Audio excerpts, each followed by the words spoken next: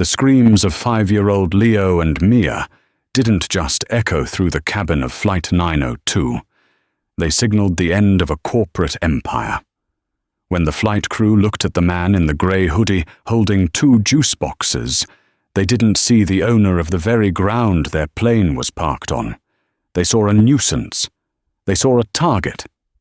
But 10 minutes after Captain Myers forcibly ejected Dante Sterling and his weeping twins onto the tarmac, the engines of every single aircraft in the fleet went silent.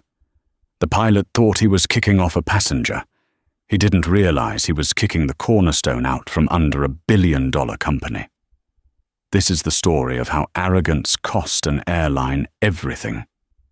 Dante Sterling adjusted the hood of his faded charcoal sweatshirt, pulling it slightly lower over his brow. It was 5:30 a.m.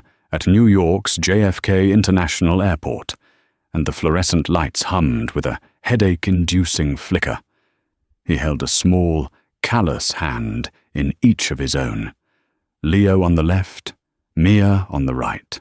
The twins were 5 years old, identical in their sleep-deprived grumpiness, dragging their feet in light-up sneakers that squeaked against the polished linoleum. To anyone glancing at the trio, Dante looked like a tired single father, perhaps a night shift worker taking his kids to visit relatives down south. He hadn't shaved in 2 days. His sweatpants were comfortable, but shapeless. There was no Rolex on his wrist, no Italian leather briefcase in his hand, just a battered backpack slung over one shoulder, filled with coloring books, wet wipes, and an emergency supply of gummy bears. They approached the check-in counter for Sky High Airways, a carrier that had recently rebranded itself as the gold standard of travel. The line for economy twisted back toward the automatic doors, a serpent of frustrated travelers. But Dante didn't join the snake. He steered the twins toward the red carpet on the far right, marked with gold stanchions. First class, Diamond Elite. "Daddy, up!" Mia whimpered, tugging at his hand. Dante scooped her up effortlessly. "Almost there, princess. We'll be on the big plane soon." At the Diamond Elite podium, a woman named Brenda sat behind the computer. Her name tag was pinned perfectly straight, her blonde hair lacquered into an immovable helmet. She was typing furiously, or at least pretending to. Dante stepped up to the counter. "Good morning. Checking in for Flight 902 to London." Brenda didn't look up. Her fingers kept clacking. She picked up a phone receiver, cradled it between her ear and shoulder, and whispered something that sounded like a lunch order. Dante waited 10 seconds, then 20. Leo started to whine. "I need to pee." "Excuse me," Dante said, his voice a deep, rumbling baritone that usually commanded boardrooms in skyscrapers. "We need to check in." Brenda finally stopped typing. She slowly lowered her chin, looking over the rim of her reading glasses. Her gaze swept over Dante's hoodie, the worn backpack, and the squeaky sneakers of the children. A look of distinct distaste curled her upper lip. "Sir," Brenda said, her voice dripping with artificial sweetness that barely masked the venom. "The line for economy is over there. You are blocking the path for our priority passengers." "I am a priority passenger," Dante said calmly. He pulled 3 passports from his back pocket and slid them across the counter. Brenda didn't touch them. She recoiled slightly, as if the dark blue booklets were contaminated. "Sir, please do not waste my time. This line is for full fare, first class, and invitation-only members. If you don't move, I'll have to call security." Dante didn't blink. He had bought Sky High Airways debt bonds 3 years ago when they were nearing bankruptcy. He technically owned a significant portion of the leverage that kept their lights on. But today, he wasn't Dante Sterling, the titan of logistics. He was just a father whose private jet was grounded for a faulty hydraulic seal, forcing him to fly commercial to make his mother's 70th birthday in London. "Check the name," Dante said. "Just type it in." Brenda huffed, an exaggerated sigh that shook her shoulders. She snatched the top passport with 2 fingers. She typed Sterling into her terminal, likely expecting a reservation not found error she could gloat over. Her finger hovered over the enter key. She pressed it hard. The screen didn't beep an error. It flashed green. Status: VIP, do not displace. Brenda blinked. She squinted at the screen, then at Dante. There must be a glitch, she muttered. She typed it again. Same result. She looked at Dante's hoodie again, trying to reconcile the visual data with the digital reality. Is there a problem, Brenda? Dante asked, reading her name tag. I need to see the credit card used for the booking, she demanded, shifting tactics. For fraud prevention, we've had a lot of stolen identities lately. Dante reached into his wallet and produced a heavy, matte black titanium card.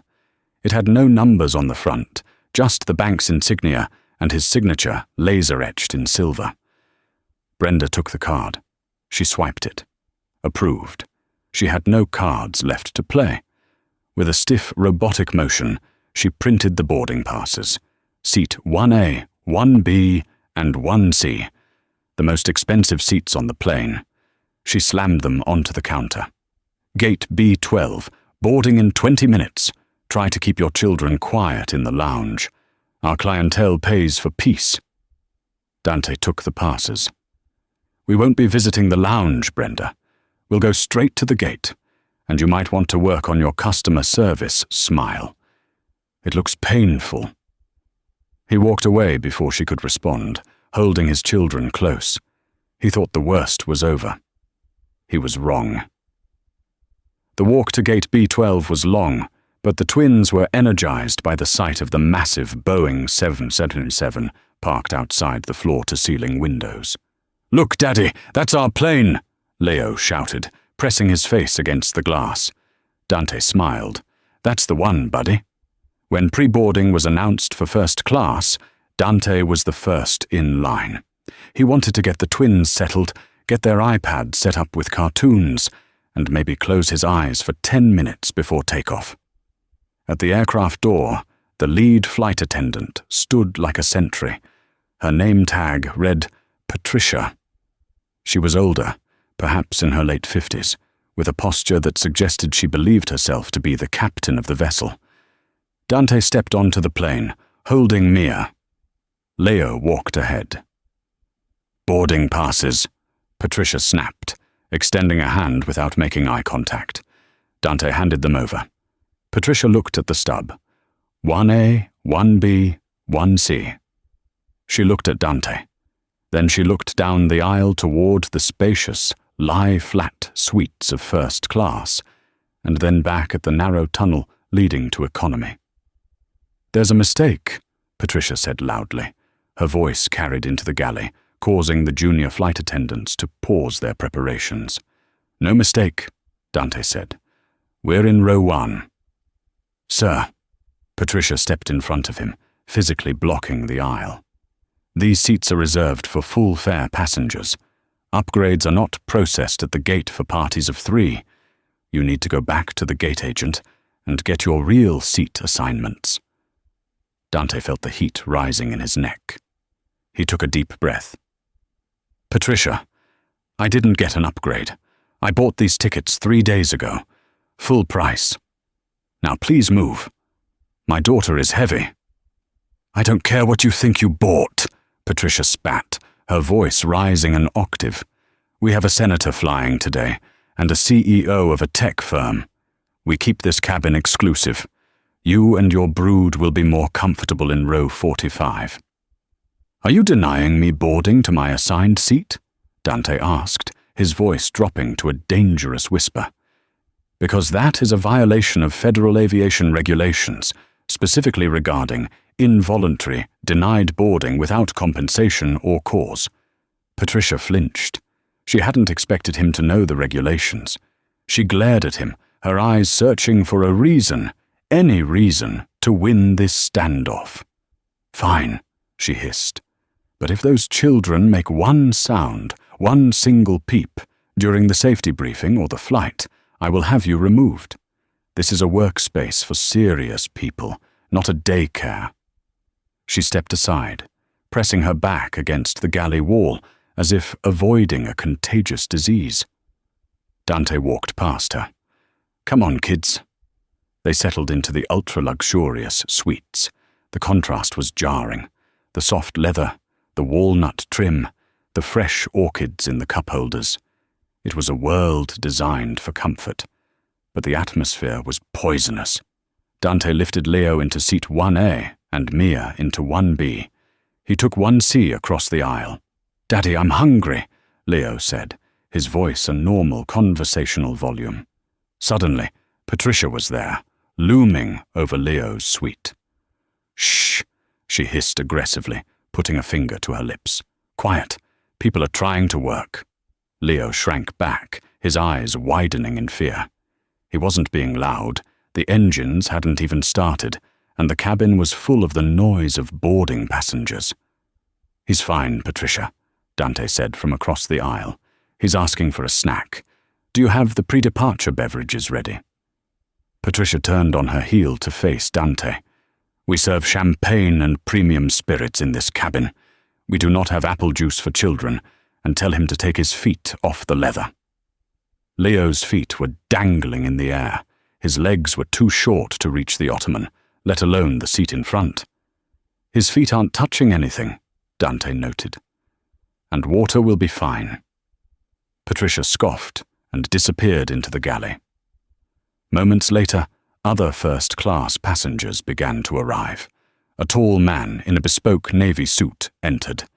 This was William Thorne, a hedge fund manager Dante recognized from industry galas, though Thorne didn't know Dante by face. Thorne took seat 2A, directly behind Leo. Patricia immediately rushed over to Thorne. "Mr. Thorne, so good to see you again. Champagne? Scotch?" "Scotch? Neat," Thorne grunted, tossing his briefcase into the overhead bin.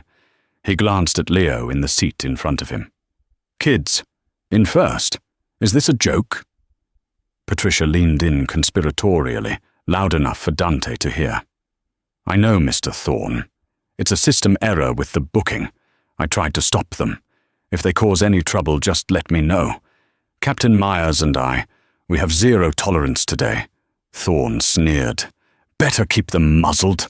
I have a merger to review." Dante unbuckled his seatbelt and leaned toward Leo. "Hey, buddy," he whispered. "Put your headphones on. Watch your movie. Ignore the lady."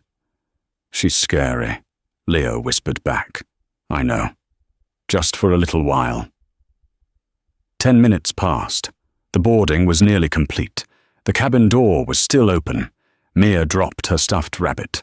It tumbled into the aisle. Patricia was walking down the aisle with a hot towel for Thorne. She didn't stop. She didn't step over it. She kicked the stuffed rabbit, sending it sliding under the seat across the aisle into the dust and grime. "Oops," Patricia said. Deadpan. Mia gasped. Tears welled up in her eyes instantly. "Bunny!" Dante unbuckled. That was it. He stood up to retrieve the toy. "Sit down," Patricia shouted, pointing a pair of tongs at him. "The seatbelt sign is on." "The plane is parked, Patricia," Dante said, his voice hard as iron. "And you just kicked my daughter's toy. Pick it up." "I am not your maid," Patricia snapped. "And you are becoming aggressive. I knew this would happen.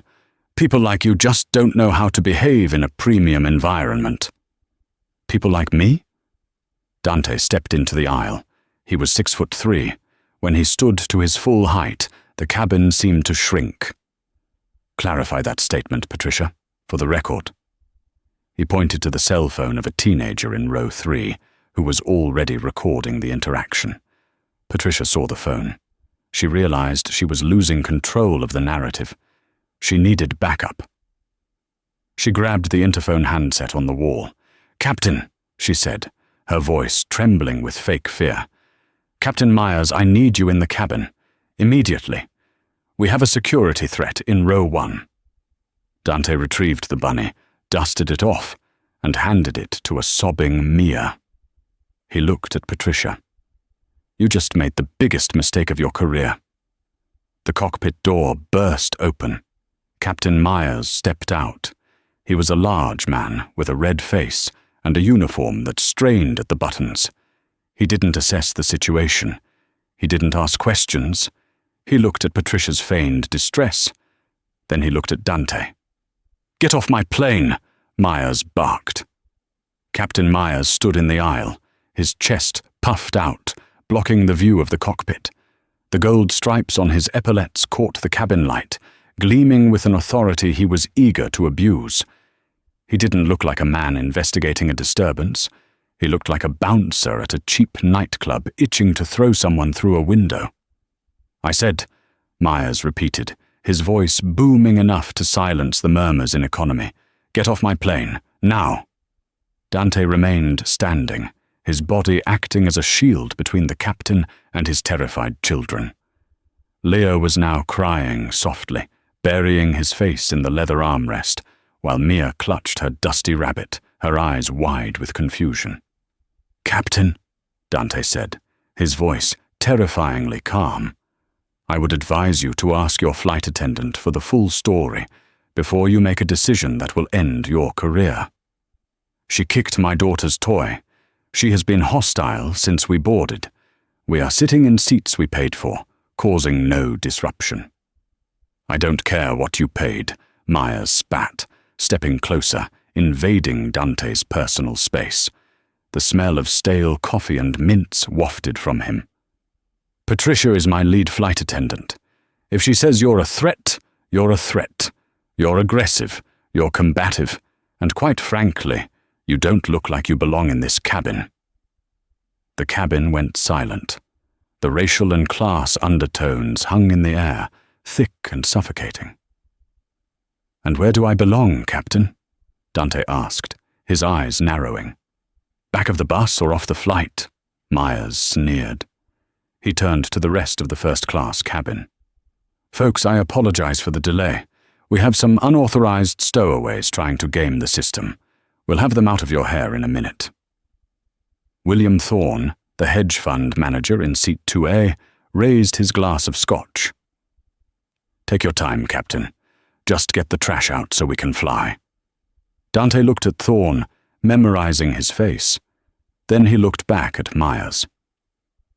"I am giving you one chance to de-escalate this," Dante said. "I am asking you to go back to the cockpit, run your pre-flight checks, and let us fly to London. If you remove us, you aren't just removing 3 passengers. You are initiating a chain of events you cannot stop." Myers laughed. It was a dry, humorless bark. "Is that a threat? Are you threatening my aircraft?" "It's a statement of fact regarding the financial structure of this airline," Dante said cryptically. "That's it," Myers snapped. He grabbed his radio. "Security to the aircraft. I have a level 2 threat in first class. Refusal to deplane. Hostile subject." Patricia stood behind the captain, a smug smile plastered across her face. She folded her arms, looking down at Mia. "Bye-bye, little girl," she mouthed cruelly. 2 airport police officers, heavy-set men with tired eyes, squeezed onto the jet bridge and entered the aircraft. "Sir, you need to grab your bags and come with us," the first officer said, his hand resting on his belt. Dante looked at the officers. He knew the law. He knew that resisting now would only traumatize his children further. He wasn't going to fight them physically. He was going to fight them with a weapon far more destructive. "It's okay, kids," Dante said, turning to the twins. His voice softened instantly, shifting from steel to velvet. "We're going to go. We don't want to be on this plane anyway. It smells like garbage." "I want to go home," Leo sobbed. "We're going somewhere better," Dante promised. He gathered their backpacks. He picked up Mia in one arm and held Leo's hand with the other. As they walked down the aisle toward the exit, Captain Myers didn't move out of the way. He forced Dante to turn sideways, brushing against the galley wall. "Don't ever try to fly sky high again," Myers whispered as Dante passed. I'm putting you on the no-fly list. You're done." "Captain," Dante stopped in the doorway, looking Myers dead in the eye. "Check your fuel gauge in 10 minutes. "Get moving," Patricia yelled from behind him. The walk up the jet bridge was a gauntlet of humiliation. The passengers boarding for economy, families, students, elderly couples, were backed up in the tunnel, watching the drama unfold. They parted like the Red Sea, staring at the man in the hoodie and his crying children being escorted by police. "Must be a drug dealer," one woman whispered loudly to her husband. "Probably stole those tickets," another man muttered. "Shameful, dragging kids into his mess," a grandmother tutted. Dante heard every word. He kept his head high, his gaze fixed forward. He felt Leo's small hand squeezing his tight, trembling. That squeeze broke Dante's heart, and then it calcified it. They reached the gate area.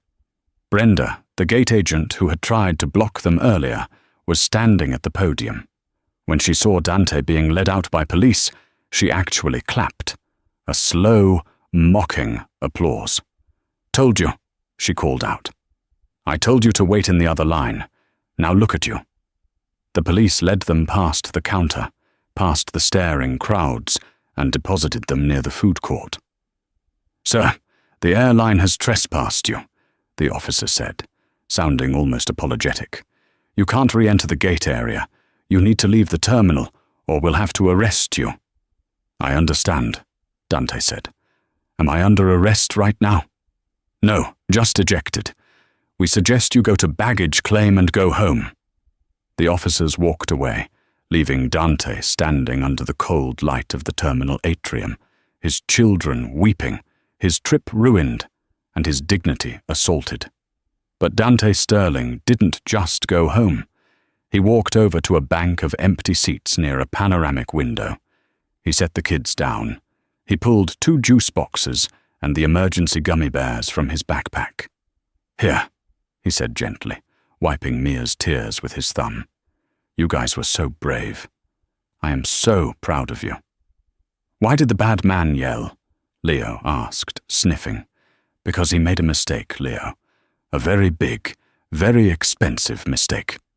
Dante stood up and turned his back to the children so they wouldn't see the expression on his face. It was a look of pure, concentrated destruction. He reached into his pocket and pulled out a different phone. Not his personal iPhone, but a sleek, satellite-encrypted device he used only for high-level crisis management. He dialed a number. It rang once. "Sterling Residence, Arthur speaking." A crisp British voice answered. "Arthur," Dante said. His voice was no longer that of a father. It was the voice of the wolf. "Initiate the kill switch." Arthur, Dante's longtime chief of staff and legal proxy, paused on the other end of the line. The silence stretched for 3 seconds, an eternity in their world. Arthur knew what that phrase meant. It was a nuclear option designed for hostile takeovers or catastrophic breaches of contract. It had never been used against an asset Dante actually liked. "Sir?" Arthur asked, his tone dropping the formality of a servant and adopting the sharpness of a consigliere. "The kill switch for Sky High Airways? Sir, you hold 40% of their operating debt. If we pull the plug, the liquidity crisis will be immediate. We're talking about a complete operational freeze. I am aware of the consequences, Arthur."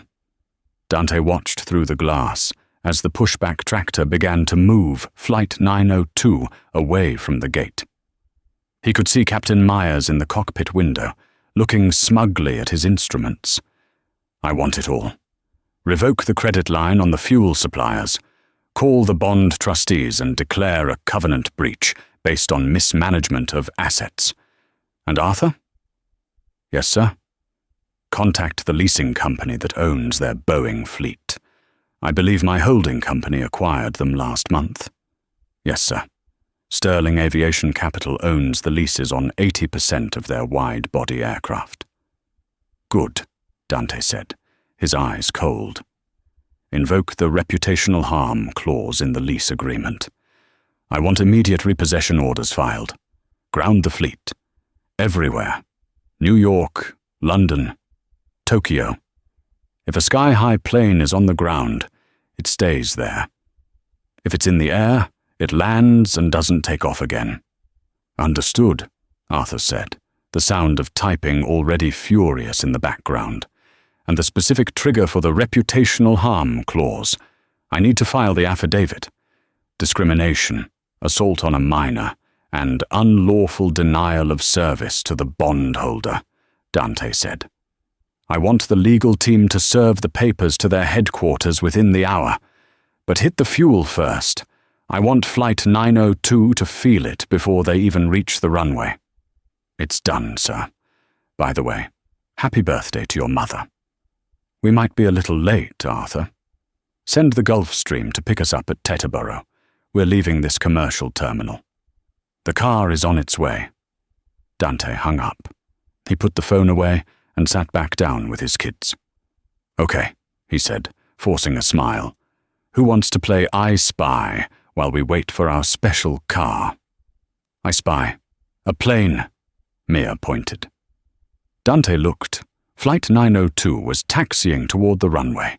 It was a massive machine, a symbol of human engineering, but right now it was a prison of arrogance. Inside the cockpit of Flight 902, Captain Myers was feeling good. He had asserted his authority. He had cleaned up the cabin. The flight to London was going to be smooth. Ground, Sky High 902 request taxi to runway 4 left, Myers radioed, his voice confident. Sky High 902, taxi via Bravo, hold short of 4 left, the tower responded. Myers nudged his co-pilot, a younger man named Stevens. See? You got to show them who's boss. You let one person walk all over you. Next thing you know, the inmates are running the asylum. Stevens nodded nervously. You don't think he was, someone important? He was pretty calm. Please, Myers scoffed. Important people don't wear hoodies and drag crying brats onto my plane. He was a nobody. A chime sounded in the cockpit.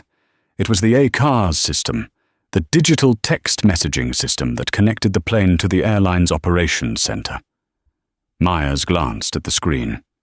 Message from dispatch. He expected a weather update or a routing change. He pressed the button to read it. The message was short. All caps. Urgent. Return to gate immediately. Do not take off. Repeat, do not take off. Myers frowned. What the hell? He keyed the mic. Dispatch, this is 902. We are number 2 for takeoff. What's the problem? Mechanical? There was a pause. The voice from dispatch came back, sounding frantic. Captain, we have a situation. We've just received a stop service order from the fuel supplier and the leasing company. They've revoked our flight clearance codes. The computer won't let us file the flight plan.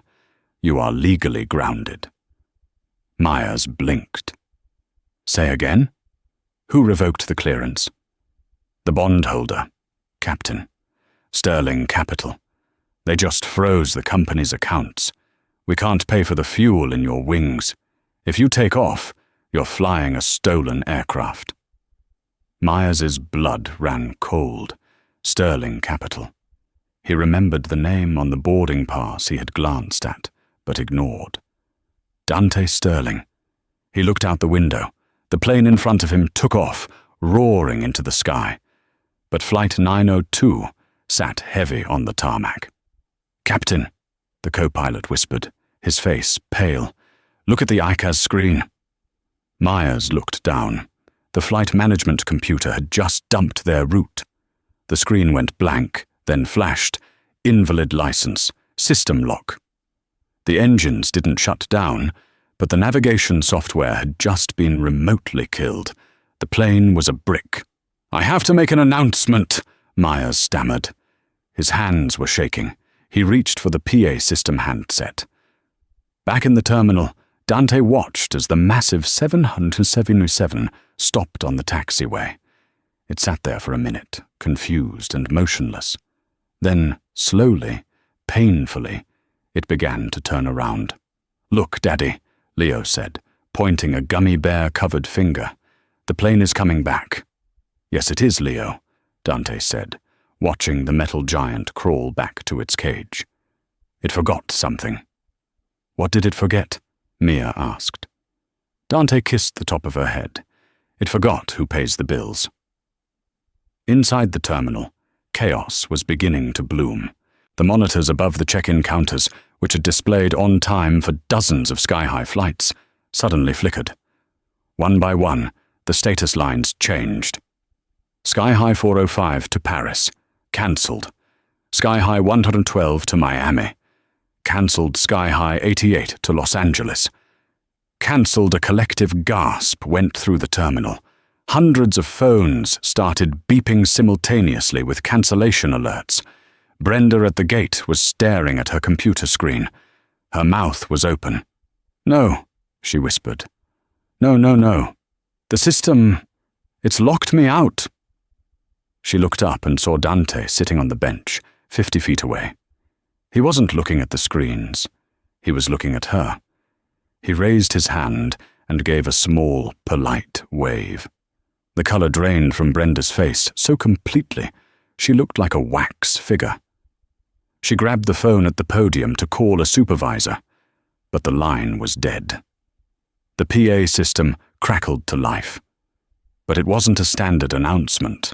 It was the frantic voice of the airport operations manager. "Attention all passengers.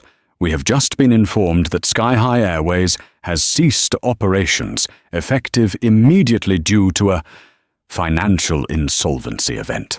All Sky-High aircraft are grounded. Please exit the gate areas and proceed to the ticketing counters for other airlines." Pandemonium erupted. Screams of frustration, people running to counters, the wail of confusion. But amidst the noise, the jet bridge door for gate B12 opened. Captain Myers walked out first. He wasn't swaggering anymore. His hat was in his hand. He looked like a man walking to the gallows. Behind him, Patricia looked disheveled, her fake smile replaced by genuine terror. They walked into the terminal, right into the mob of angry passengers they were supposed to be flying. And standing there, like an island in the storm, was Dante Sterling. He stood up, hoisting his backpack. Myers saw him. Their eyes locked. Myers walked over, his legs heavy. He stopped 5 feet from Dante. The arrogance was gone, replaced by the hollow realization of total ruin. "You," Myers whispered. "You did this." "I told you, Captain," Dante said, his voice carrying over the noise of the crowd. "I bought the ticket. I bought the seat. And unfortunately for you, I bought the debt that pays your salary." "You shut down the whole airline?" Myers shouted, drawing the attention of the angry mob. "Because of a seat assignment, there are thousands of people here. You're a monster." The crowd turned, looking from the pilot to the man in the hoodie. They were looking for a scapegoat. Myers pointed a trembling finger at Dante. "He did this! He's the one who cancelled your flights!" For a second, the crowd surged forward, anger in their eyes. Dante didn't flinch. He raised his voice, projecting it like a CEO addressing a shareholder meeting. "He's right," Dante shouted. "I did ground the planes." The crowd quieted, confused by his admission. "Because," Dante continued, pointing at Myers and Patricia, "this crew assaulted my 5-year-old daughter, kicked her crying on the floor, and then threw us off the plane because they didn't like the way we dressed. I own the leasing company for these jets, and I have a strict policy. I don't let my assets be operated by people who abuse children." Dante looked at the crowd. "I will pay for every single one of you to be rebooked on other airlines. First class. My staff is setting up a table at the entrance right now. Go there, give them your name, and you fly free on Delta, United, or British Airways. On me." The mood in the room shifted instantly. The anger that was directed at Dante boomeranged back to Myers. "He kicked a kid?" A large man in a biker jacket stepped forward, glaring at Myers. You cancelled our flight because you wanted to bully a father?" a woman yelled. The mob turned on the crew. Myers took a step back, realizing he had lost the room. He had lost the narrative, and he had definitely lost his job. Dante turned to his kids. "Come on, our ride is here." As they walked toward the exit, leaving the chaos of Sky High Airways behind them, a sleek black SUV pulled up to the curb. A driver opened the door. Dante helped the twins in. Before he got in, he looked back one last time. Brenda was sobbing at her podium. Myers was arguing with a frantic airport police officer. Karma hadn't just hit back. It had dropped a mountain on them. The Gulfstream G650ER, owned by Sterling Aviation Capital, was a sanctuary of silence compared to the chaos of the commercial terminal. As the jet climbed to 45,000 feet, leaving the grounded fleet of Sky High Airways far below in the New York smog, Dante Sterling finally unzipped his hoodie. Underneath, he wore a simple white t-shirt.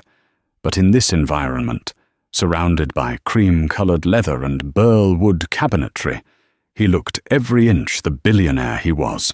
Leo and Mia were asleep on the divan, covered in cashmere blankets, clutching new toys that Arthur, Dante's chief of staff, had thoughtfully stocked on the plane. The trauma of the terminal was fading for them, replaced by the comfort of their normal life. But for Dante, the work was just beginning. He sat in the conference grouping of the jet, a crystal tumbler of sparkling water in front of him. Opposite him sat Arthur, who was typing furiously on a laptop that was connected to the plane's high-speed satellite uplink. "The market is reacting, sir," Arthur said, his voice level. "Sky High's stock has plummeted 30% in the last 40 minutes. Trading has been halted by the exchange due to volatility. The news of the fleet grounding has gone global. They are calling it the Blue Monday crash." "Good," Dante said, staring out the window at the horizon. "Let it burn a little longer." "I have Preston Hayes on the secure line," Arthur noted, looking up over his glasses. "He's the CEO of Sky High. He's apoplectic." "Put him on the main screen," Dante commanded. A large monitor, embedded in the cabin wall, flickered to life. The face of Preston Hayes filled the screen. Hayes was a man who prided himself on his tan and his teeth, but right now he looked grey. He was sitting in a boardroom in Chicago, his tie loosened, surrounded by panicked aides who were blurring in and out of the frame. "Sterling!" Hayes shouted the moment the connection was established. "What the hell do you think you're doing? Do you have any idea how much money we are losing every second? You can't just turn off an airline." Dante took a slow sip of water. He didn't raise his voice. He didn't need to. "Good afternoon, Preston. I believe I can. In fact, I just did." "This is illegal." Hayes slammed his fist on the table. "Breach of contract, tortious interference. I have lawyers drafting an injunction right now. I will sue you for every dime you have. You don't have the liquidity to hire a parking attendant, let alone a legal team to fight me," Dante replied coldly. "I own your debt, Preston. I own your planes. And as of this morning, thanks to a trigger clause in your bond agreement regarding gross negligence and brand damage, I am technically the majority voting shareholder until the default is cured." Hayes froze. The color drained from his face further. He looked at his CFO, who was off screen. The CFO evidently nodded, confirming the nightmare. "Dante," Hayes's voice shifted, trying to find a footing in negotiation. "Look, we've done business for years. If this is about a price negotiation on the lease renewals, we can talk. We can work this out. Just unlock the flight computers. I have 40,000 passengers stranded." "It's not about the lease price," Dante said. "It's about your culture. It's about Flight 902. Flight 902. Hayes frowned, confused. "The London flight? Was there a maintenance issue?" "No, there was a personnel issue." Dante leaned forward, his eyes boring into the camera lens. Your Captain Myers and your lead attendant, Patricia, ejected a bondholder from the aircraft. They assaulted my daughter. They racially profiled me. And they did it with the absolute confidence that the company would back them up. That tells me the rot starts at the head, Preston. Hayes blinked rapidly. You were the passenger? I was the father in the hoodie, Dante corrected. And because your staff lacks the ability to treat human beings with dignity unless they see a Rolex, you are now presiding over a bankrupt airline. I didn't know, Hayes stammered. I will handle it. I'll fire them. I'll fire the whole crew. Just turn the engines back on, Dante, please. The board is going to eat me alive. The board is the least of your problems, Dante said. I want a meeting, in person, tomorrow morning. London. I can't get to London, Hayes cried. My airline is grounded. Then fly commercial, Dante smirked. I hear Delta is lovely this time of year, but bring Captain Myers and Patricia with you. I want them in the room. Why? Hayes asked, dread creeping into his voice. Because I want to look them in the eye when they realize who they actually kicked off that plane. And Preston? If they aren't there, don't bother showing up. I'll just liquidate the company and sell the parts to Emirates. Dante cut the connection. The screen went black. Arthur closed his laptop. That was effective, but risky, sir. If the public backlash turns on you for stranding passengers, you could lose the moral high ground. The public won't blame me, Arthur, Dante said, pulling out his phone. Not once they see the video. The video? There was a teenager in row 3, Dante recalled. He was recording. Find that footage. Buy the rights to it if you have to, or just boost the signal. By the time we land in London, I want the world to see exactly what Patricia did to Mia's rabbit. Arthur nodded, a rare smile touching his lips. I'll have the social media team on it immediately. The bunny incident tends to poll very well with the demographics. By the time Dante's Gulfstream touched down at Luton Airport in London, the world had changed. The internet moves faster than any aircraft. The teenager in row 3, a kid named Tyler, had uploaded the video to TikTok before he even got off the plane. He captioned it, Sky High crew kicks off dad and kids for no reason. Flight attendant kicks baby's toy. Sky High? Boycott. Shaq's karma. Within 4 hours, the video had 50 million views. The footage was shaky but damning. It clearly showed Patricia kicking the stuffed rabbit. It captured the sneer in her voice when she said, I am not your maid. It showed Dante remaining calm while Captain Myers got in his face, screaming like an unhinged tyrant. And most importantly, it captured the heartbreaking sound of Leo crying, I want to go home.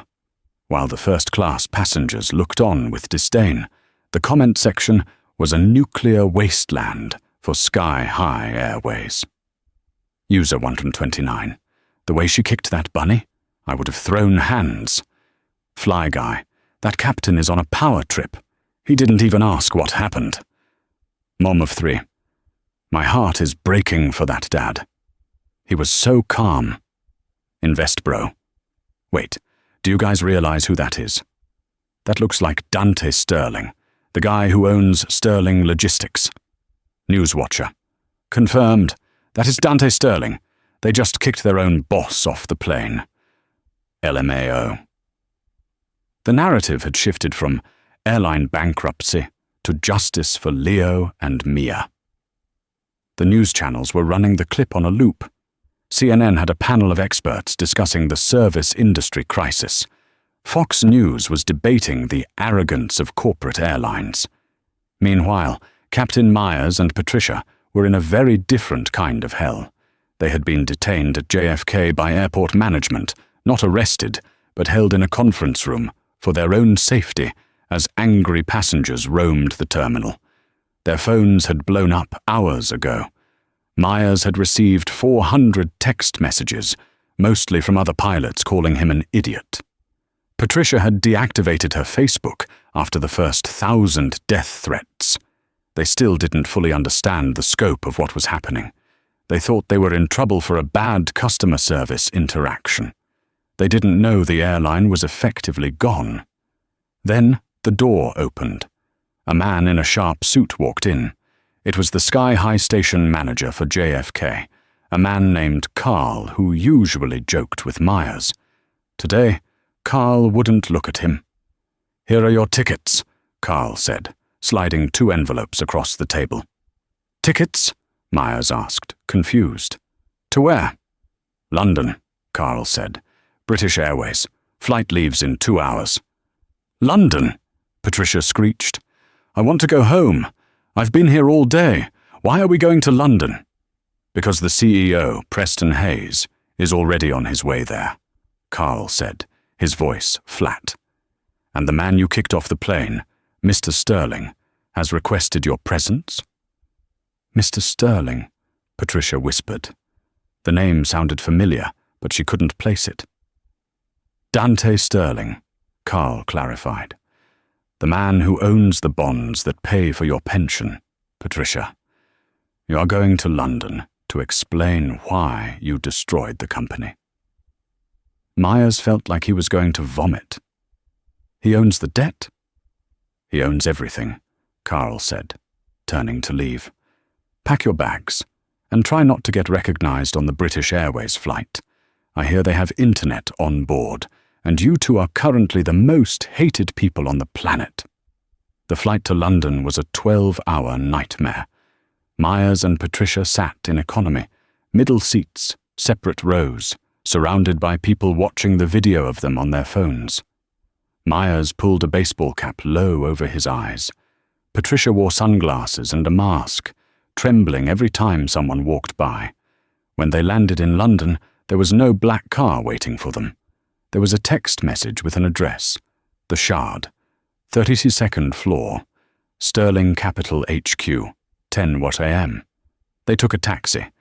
They arrived at the skyscraper, looking disheveled, exhausted, and terrified. The lobby was made of glass and steel, intimidating and cold. They were escorted up to the 32nd floor, into a conference room with a view of the entire city. Preston Hayes was already there. The CEO of Sky High looked like he hadn't slept in a week. He was pacing back and forth, sweating through his shirt. When Myers and Patricia entered, Hayes stopped pacing. He looked at them with pure loathing. "You idiots," Hayes hissed. "You absolute incompetent morons." "Sir, Myers started. "Shut up," Hayes screamed. "Do not speak. You have cost us $2 billion in market cap in 24 hours. You kicked Dante Sterling's kids. Are you insane?" Before Myers could answer, the double doors at the end of the room opened. Dante Sterling walked in. He wasn't wearing the hoodie anymore. He was wearing a charcoal 3-piece suit that cost more than Myers made in a year. He was clean-shaven, sharp, and radiating a dangerous energy. Behind him walked Arthur, carrying a thick file folder. Dante didn't sit down. He stood at the head of the table. He looked at Hayes, then he looked at Myers, and finally his gaze landed on Patricia. "Good morning," Dante said. "Mr. Sterling," Hayes began, bowing slightly. "We are so incredibly sorry. On behalf of Sky High..." Dante held up a hand. "Sit down, Preston." Hayes sat immediately. Myers and Patricia remained standing, unsure what to do. "Sit," Dante commanded. They fell into the chairs. "I asked you here," Dante began, pacing slowly around the table, "not to hear your apologies. Your apologies are worthless to me. I brought you here to conduct a performance review." He stopped behind Patricia. She flinched. "Patricia," Dante said softly, "you have been with the airline for 20 years. Is that correct?"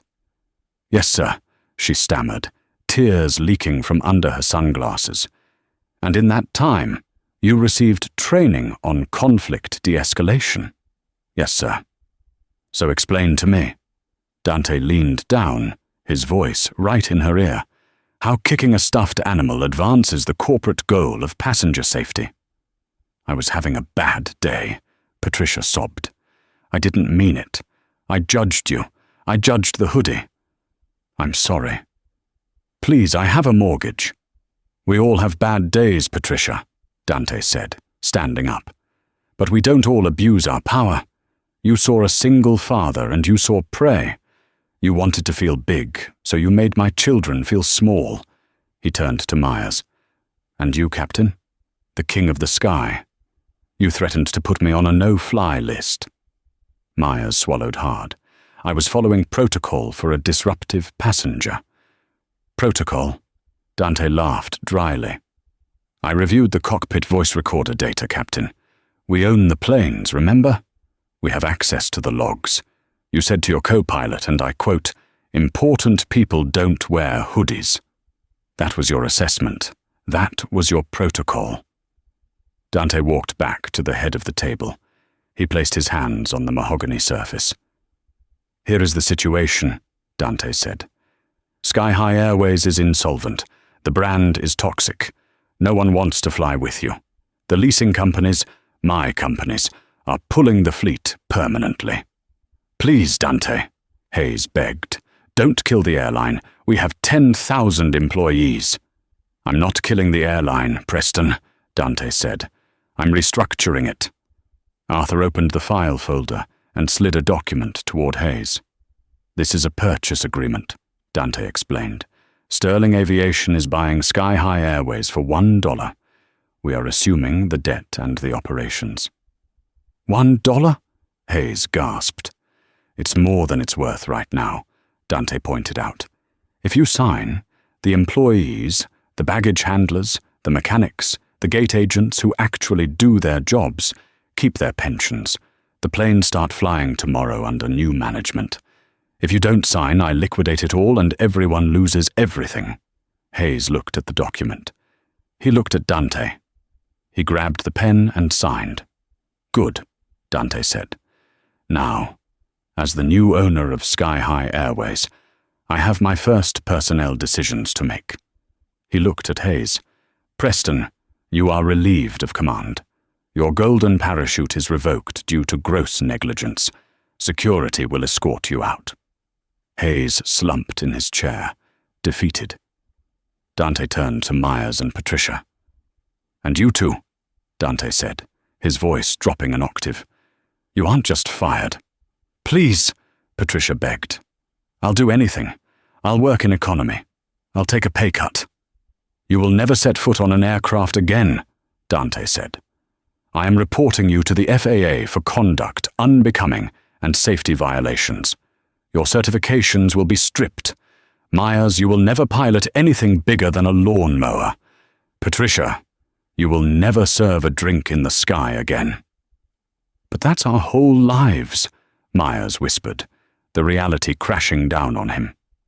You took away my children's sense of safety, Dante said, his eyes cold as ice. I am taking away your wings. That seems like a fair trade. Dante pressed a button on the table. Security. Remove them. Two large men entered the room. They didn't drag Myers and Patricia out. They didn't have to. The two former crew members were so broken, so hollowed out by the weight of their own karma, that they simply stood up and shuffled out, weeping into the silent hallway. Dante watched the doors close. He looked at Arthur. Get the rebranding team on the phone, Dante said, adjusting his cufflinks. We need a new name for the airline, something that implies service. What about Sterling Air? Arthur suggested. No. Dante smiled, a genuine warm smile for the first time in 2 days. Call it Leo and Maya Airways. And Arthur? Make sure every seat, even in economy, has a complimentary juice box. 6 months had passed since the boardroom coup at the Shard. The winter snows had melted, replaced by the humid heat of a New York summer. At JFK International Airport, the blue and gold tails of Sky High Airways were gone, erased from the sky as if they had never existed. In their place, a new fleet dominated Terminal 4, The planes were painted a crisp, pearlescent white, with a distinctive logo on the tail, a stylized, interlocking L and M in soft silver. L&M Airways. Under Dante Sterling's leadership, the toxic culture of the old airline had been fumigated. The first-class only mentality was dead, replaced by a service philosophy that prioritized dignity over status. But while the airline soared, the people who had grounded it were living very different lives. On the perimeter road of the airport, a yellow shuttle bus rattled over a pothole. The driver was a man with thinning hair and a stained polyester uniform that was too tight around the waist. His name tag, crooked and scratched, read Myers. Former Captain Myers shifted gears, the transmission grinding loudly. He didn't speak much anymore. He didn't have the authority to command silence. As he drove along the fence, a massive Boeing 787 took off overhead, its engines roaring. Myers looked up through the dirty windshield and saw the L&M logo. It was the very aircraft he had commanded that fateful morning. Now, banned by the FAA and unhireable due to the viral video, he was forced to drive in circles around the kingdom he used to rule. 50 miles away, in a New Jersey diner, the karma was equally potent. Patricia adjusted her grease-stained apron. She was working the lunch rush at the only place that hadn't checked her social media history. Her designer heels were replaced by orthopedic shoes, her haughty demeanor replaced by fear. A child at table 4 dropped a toy dinosaur. Patricia froze. In her old life, she would have sneered at the parents, but that Patricia was gone. She dropped to her knees, picked up the toy, and dusted it off with her apron. "Here you go, sweetie," she whispered, her voice trembling. She handed it back with a genuine, humble smile. She had learned the hard way. She was no longer the gatekeeper of the sky. She was a servant of the ground. High above the Atlantic, flight LM 902 was cruising at 38,000 feet.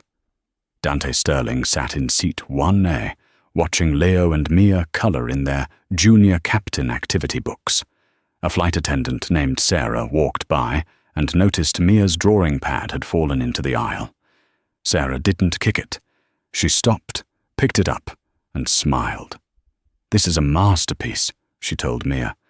"I'm going to hang this in the galley." Dante watched the interaction, a profound sense of peace settling over him. He checked his phone.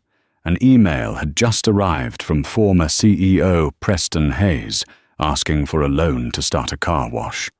Dante chuckled and typed a quick reply. "Check your credit score." As the plane began its descent into London, the engines hummed a song of redemption. Dante took Leo's hand. He had won, but more importantly, he had ensured that no one else would ever have to lose their dignity to fly the friendly skies again. And that is how a 5-minute power trip destroyed a billion-dollar legacy. It's a harsh reminder that in the age of cameras and connectivity, character is your most valuable currency. Captain Myers and Patricia thought their uniforms gave them the right to look down on a father in a hoodie. They thought status was about what you wear, not how you treat people. They learned too late that the man you disrespect today might be the man who owns your future tomorrow. Karma doesn't always come instantly, but when it comes, it rarely misses. Dante Sterling didn't just buy an airline, he bought a lesson for the world. Humility costs nothing, but arrogance can cost you everything. If this story satisfied your craving for instant justice, make sure to hit that like button. It really helps the channel grow and tells YouTube you want more drama like this. Have you ever been judged by someone based on how you looked, only to prove them wrong? Or have you ever witnessed a Patricia moment in real life? Let me know in the comments below. I read every single one, and if you haven't already, smash that subscribe button and ring the notification bell so you never miss a story. We drop new episodes of revenge, karma, and triumph every week. Thanks for watching, and remember, be kind, because you never know who you're talking to. See you in the next video.